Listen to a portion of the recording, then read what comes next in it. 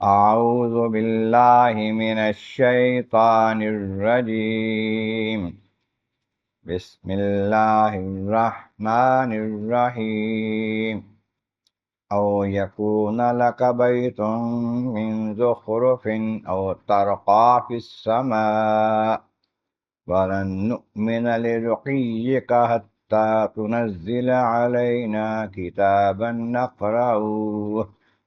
قل سبحان ربي هل كنت إلا بشرا رسولا صدق اللہ العظیم۔ حمد و ثناء رب کریم اور درود و السلام بر سید خیر الانام کے بعد سورۃ بنی اسرائیل کی آیت نمبر 93 تلاوت کی گئی ہے، تو 15ویں پارے کے 10ویں رکوع میں ہے۔ اس سے پہلی آیات بینات میں فرمایا گیا کفار مکہ نے انکار کیا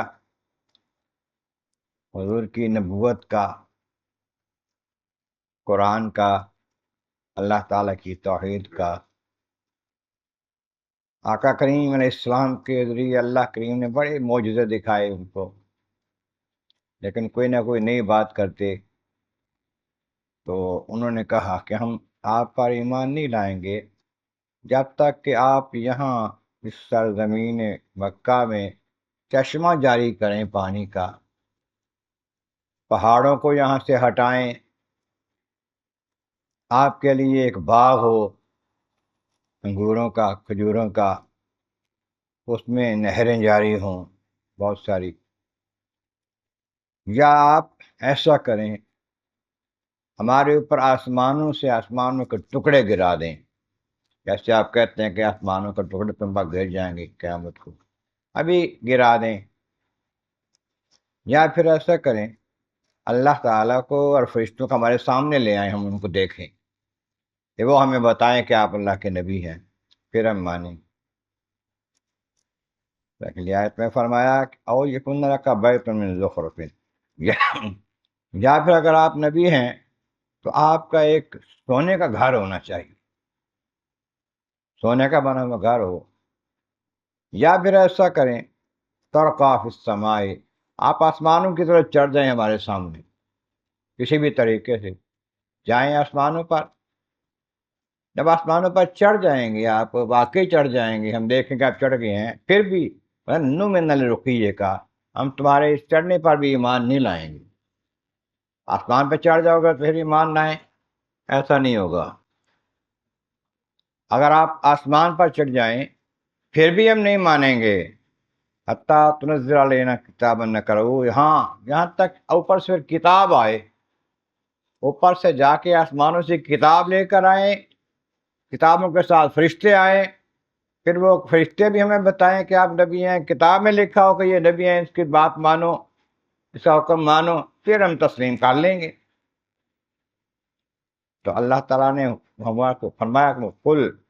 آپ فرما دیجیے، محبوب نے کہہ دیجیے سبحان ربی، میرا رب پاک ہے، بے عیب ہے، وہ سب کچھ کر سکتا ہے، اور مجھے اس پر حکم نہیں ہے، اجازت نہیں ہے، حل کنت الا بشر رسولا، میں اللہ تعالیٰ کا بھیجا ہوا آدمی ہوں، رسول ہوں،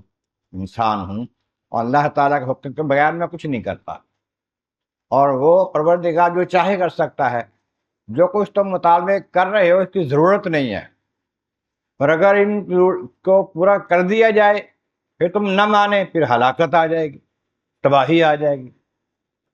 اس واسطے یہ باتیں مناسب نہیں ہیں جو تم کر رہے ہو، اللہ تعالیٰ ان کو نہیں دکھانا چاہتا، تمہاری بھلائی اسی میں ہے، ورنہ اللہ تبارک و تعالیٰ سبحان ربی، وہ پاک ہے، بے عیب ہے، عظمتوں والا ہے، شانوں والا ہے، قدرتوں والا ہے، وہ چاہتا ہے کر سکتا ہے۔ تمہیں کتنا کچھ دکھا دیا، آسمان سے چاند اتار کے دکھا دیا، پھر جوڑ کے دکھا دیا،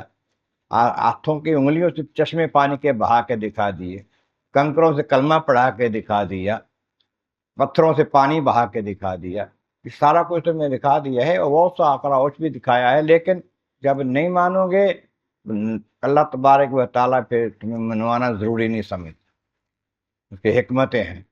اللہ تبارک و تعالیٰ کی بارگاہ عالیہ میں مولا کریم محبوب کریم کا صدقہ قرآن کریم کا فہم اور اعمال صالح نصیب فرما۔ وآخر دعوانا ان الحمد للہ رب العالمین۔